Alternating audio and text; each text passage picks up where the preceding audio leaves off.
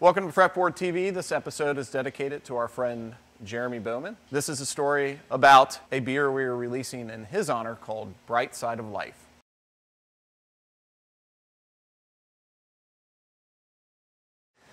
So Jeremy's involvement with the brewery and how we got the Rheingeist and all that sort of thing. You know, Jeremy's been a long friend of Jim, Brad, and I, dating 20 plus years back.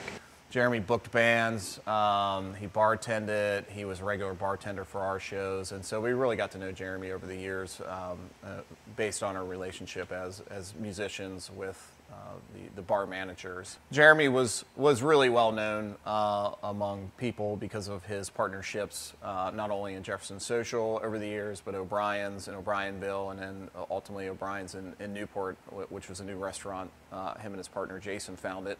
Favorite story I have about Jeremy is he wanted to brew a low alcohol IPA, and that's how S23 started in particular. Jeremy was concerned about all the patrons that were coming down to watch the Reds games, and they were drinking 7% IPAs, and a lot of these college students were drinking 4 or 5 before the game, and they were getting sick. So as part of the recipe, he asked us to brew, which we weren't a licensed brewery yet.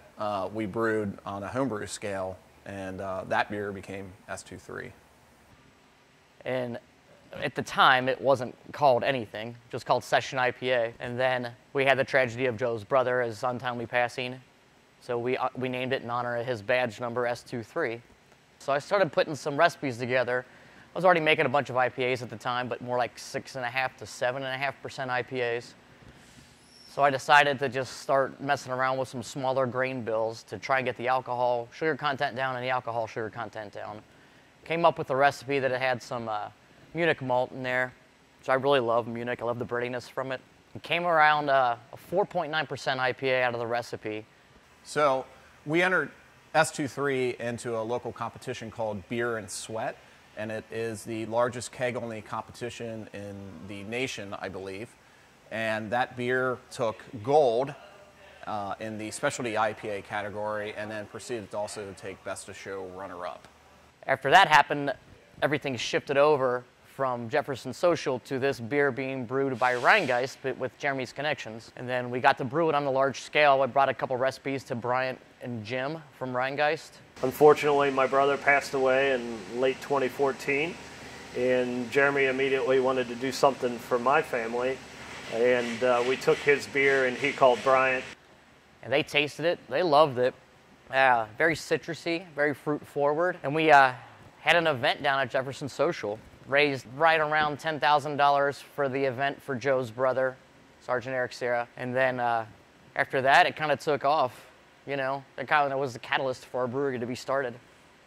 Always a soft spot in my heart for Rheingeist and those guys. Jeremy expanded his horizons with partnerships at O'Brien's, and then when we came to him with a concept of doing a brewery, he really wanted to be a part of the brewery. Jeremy jumped all in with us opening up this brewery. He was very excited.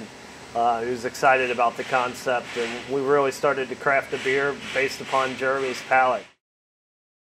When Jeremy passed away in December, we were devastated by the loss. Jeremy has always been a good friend of ours, and his wife Kelsie, you know, they were just married less than 2 years ago, and he held his wedding here, and we were very concerned for the welfare of her moving forward, so we wanted to brew a beer that would not only honor Jeremy, but give back to his family and his wife. We're proud to say that the beer that we're brewing is the same beer that we came up with as an idea of Jeremy's, was to brew a sessionable IPA that everyone could drink a few of instead of just a couple.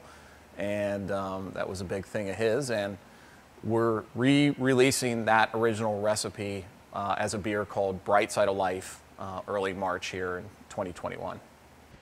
So the naming of the beer, one of Jeremy's favorite songs was The Bright Side of Life. During his passing, it was interesting. We're all having a stressful day back in production. Somebody turns on Bright Side of Life, and it kind of perked up everybody's spirits back in production, basically around the brewery. The team really came together to support the project. We've got great artwork by our artist here, Mitch LeGros, and also a producer of this show. The face of Jeremy is part of his artwork on the can, and then there's a line that says, "The one that started it all is truly the recipe of S23, the original recipe that we're brewing, that we're putting into the can called Bright Side of Life." So the reason for that saying is because that beer truly is the one that started it all for us as a brewery and as a partnership with Jeremy and Smoked Out and Fretboard.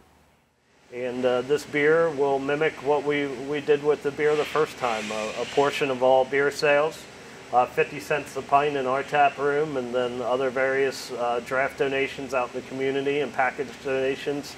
We'll go back to the Jeremy Bowman Fund, which was set up to help his widow Kelsie out get through some of these times. So you'll be able to find the beer around town.